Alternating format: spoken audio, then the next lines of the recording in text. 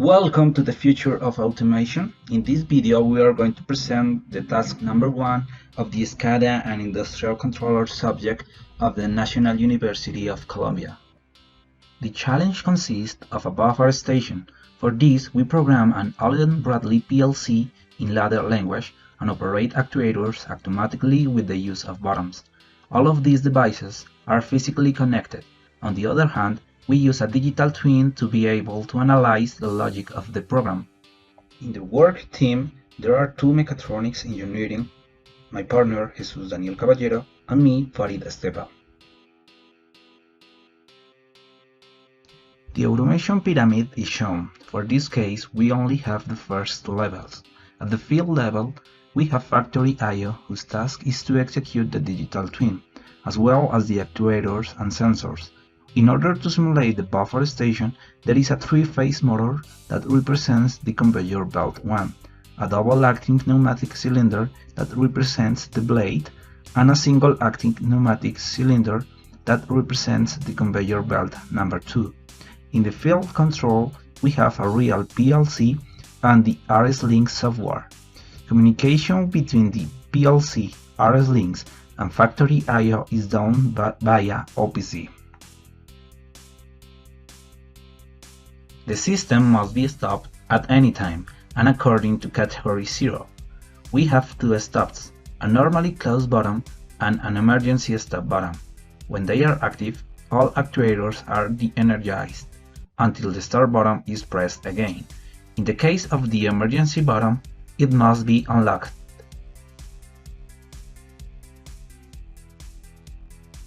As we mentioned, the Studio 5000 software with the ladder programming language was used for the PLC programming. The developed software consists in that if a bus is on bell number 2, then the gate is raised and bell number 1 is stopped. And when this bus is no longer there, then the operation is resumed. All this following the concept of the safety stop with the button of the control panel. To know if a bus is on bell 2, then a falling edge of sensor 1 must be detected. This signal is stored, as shown in line 1 and 2. After a certain time, the gate is raised and bell 1 is stopped, as is shown from line 3 to 6. Finally, when a falling edge of sensor 2 is detected, then we know that there are no more buses on bell 2, and the logic is restarted, as shown in line 10 and 11. A display was added to show how many buses have left bell 2, and show in line 12 and 13. A reset button was also implemented to take that counter to 0 and restart the logic, as shown on line 14 and 15. The PLC that we are using for this practice is the reference compact logic L30ERM, which has different modules.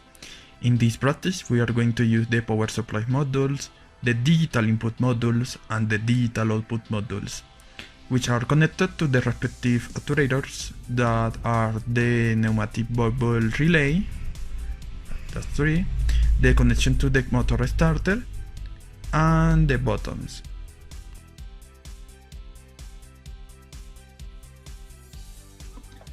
First of all, the air comes from a compressor through this hose. It passes through the maintenance unit and finally arrives at a distribution center. From this point, the air is redirected to a 3-2 and 5-2-way pneumatic valve. Both are from the SMC brand and work in a pressure range that goes from 0.15 to 0.7 megapascals. The first is connected to the single-acting cylinder and the second to the double-acting cylinder, as can be seen. The activation of the valves is done through the PLC, and in the screen you can see the schematic connection. Well, here is the power supply, a 220 volt 3-phase supply and a 110 volt single-phase supply. The 3-phase is connected to the motor starter protector, which is connected to the soft starter. Its relay connection and auxiliary connection are connected to the single-phase power supply and the PLC to be able to control it, for example, with buttons. Finally, the starter output are connected to the AC motor.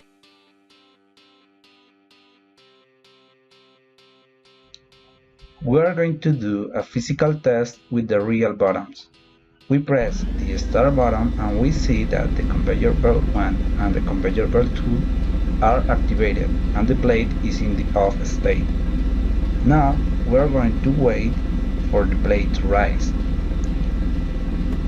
We observe that it works correctly.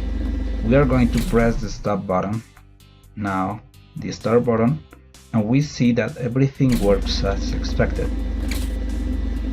The entire program continues its execution as normal. Let's do another test.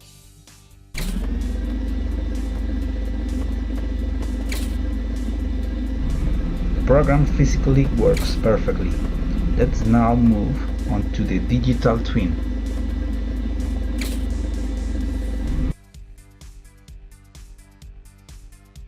Next, we are going to present the operation of the digital twin. In the twin, 3 buttons were implemented, which are located here, and the power button, the stop button, and the emergency stop button. We're going to run the program from where it stopped with the physical button, and the start button is pressed, and we can see the operation continued and the bell turning on. And now the gate is raised and the bell is turning off. That is the normal operation. Finally, we are going to press the stop button. You can see that it works correctly, stopping the actuators. Again, we are going to press the start button to resume the program. Okay.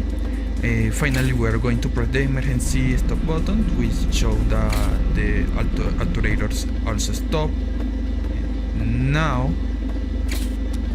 with the difference that this button will remain pressed, so that pressing the start button doesn't resume the operation until the emergency stop button is pressed again. After completing the challenge number 1 of this subject, we conclude that the use of digital twin for industrial automation very advanced, such as avoiding plant testing, reducing implementation costs. In addition, it allows the engineers in charge to be able to work remotely, improving their productivity. For that reason, it's important that National company join in this digital transformation of Industry 4.0.